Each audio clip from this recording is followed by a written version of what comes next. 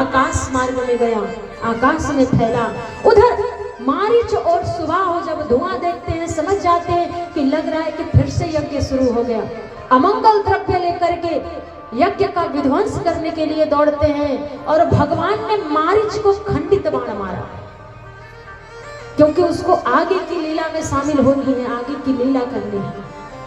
और सुबाहु को अखंड बाण मारा और जितने देर में भगवान ने 1.5 राक्षस मारे, एक पूरा और एक आधा, उतने देर में तो अनुज निशाचर कटक संहारा। लखनलाल जी महाराज ने संपूर्ण निशाचरों के समूह का नाश कर दिया। तो इस प्रकार से गुरु विश्वामित्र जी का यज्ञ पूर्ण हुआ। गोस्वामी जी लिखते हैं कि धीरे धीरे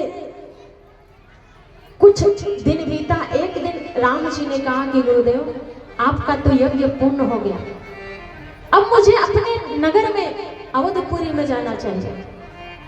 विश्वामित्र जी ने कहा कि राजन, हे राघव, आप यज्ञ ही पूरी कराने निकले हैं, तो जिस प्रकार से मेरा यज्ञ है इसी प्रकार एक और यज्ञ है। मेरे यज्ञ में मारीच और सुबाहु विक्षेप डालते थे और उस यज्ञ में रावण और बाणासुर विक्षेप डालेंगे। ये एक महर्षि का यज्ञ था और वो एक राजर्षि का यज्ञ है। कौन सा यज्ञ? तो कहते हैं धनुष यज्ञ। धनुष यज्ञ सुनि रघुकुल नाथा, हर्षि चले मुनिवर के साथ। हर्षित होकर के चल देते हैं, मार्ग में जा रहे हैं। एक जगह बहुत ही मार्मिक प्रसंग है, आप लोग ध्यान लगा करके सुनिए। वो स्वामी जी कहते हैं कि एक जगह एक शिला दिखाई देती है। पूछा मुनि शिला प्रभु देखी, सकल कथा मुनि कहा विशेष। कैसी शिला है? पाषाण देह नारी। कहते हैं ये शिला किसकी है? तो गौतम नारी श्राप बस, उपल देह धरि देव, चरण कमल रज चाहत, कृपा करहु रघुवीर। गोस्वामी जी कहते हैं कि मैया अहिल्या इतनी परित्यक्ता मान ली गई। उस आश्रम की ऐसी व्यवस्था, ऐसी विशेषता, मैया से भ्रमवश हुए भूल के कारण, एक भूल हुई भ्रम में, जिसके कारण इंसानों की कौन कहे, मानवों की कौन कहे, आश्रम में एक दीख मगमाही, खगमृग जीव जंतु तक। वहां पर पशु पक्षी भी उस स्थान को निर्जन छोड़ करके चले गए। कोई भी उस स्थान पर नहीं है। वृक्ष ऐसे खड़े हैं, ऐसे साधना कर रहे हैं जैसे तप कर रहे हैं, बिल्कुल नीरव शांति व्याप्त। अकेली पाषाण देह पड़ी हुई मैया अहिल्या। एक भक्त कवि कहते हैं, बेटियों का भाग मैया, नारियों का भाग मैया, तूने कैसा बनाया है,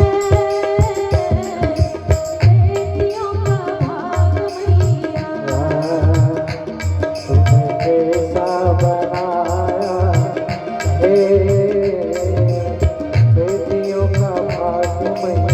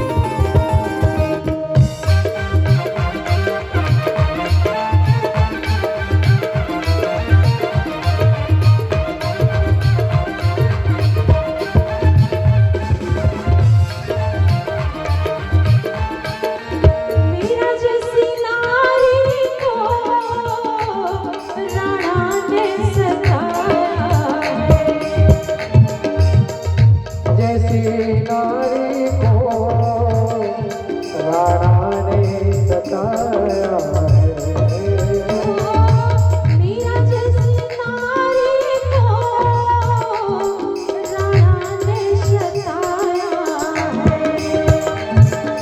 मीरा जैसी नारी को राणा ने सताया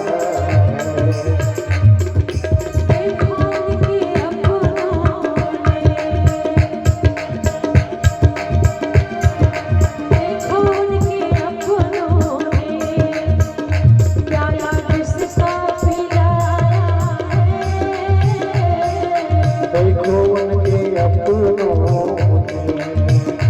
सारा विश्व का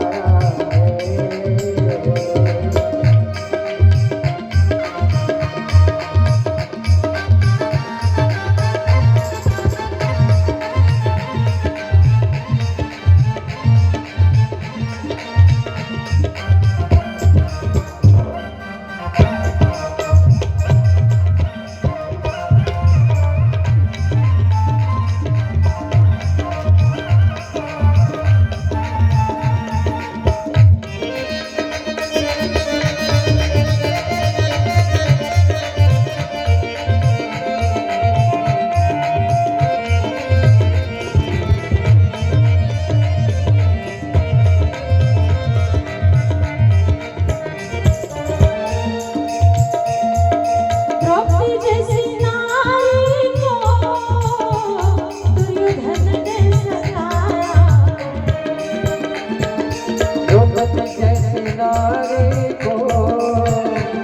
दुर्योधन ने सताया द्रौपदी जैसी नारी को दुर्योधन ने सताया द्रौपदी जैसी नारी को दुर्योधन ने सताया देखो उनके पतियों ने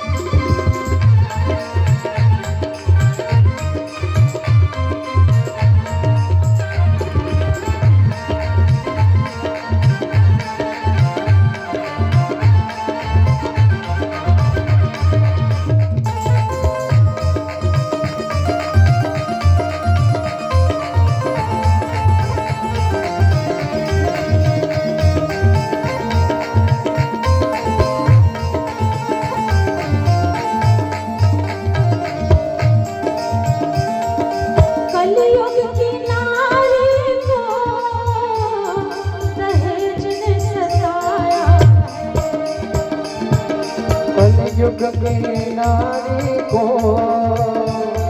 दहेज ने सताया कलयुग की नारी को दहेज ने सताया है। कलयुग की नारी को दहेज ने सताया देखो उनके अपनों ने उन्हें जिंदा जलाया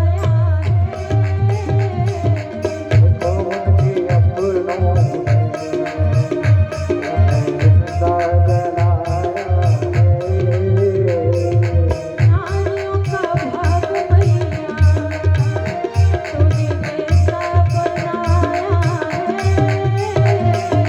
नारियों का भाग मैया तुमने कैसा बनाया है बेटियों का भाग मैया तूने कैसा बनाया है। बोलिए भक्तवत्सल भगवान की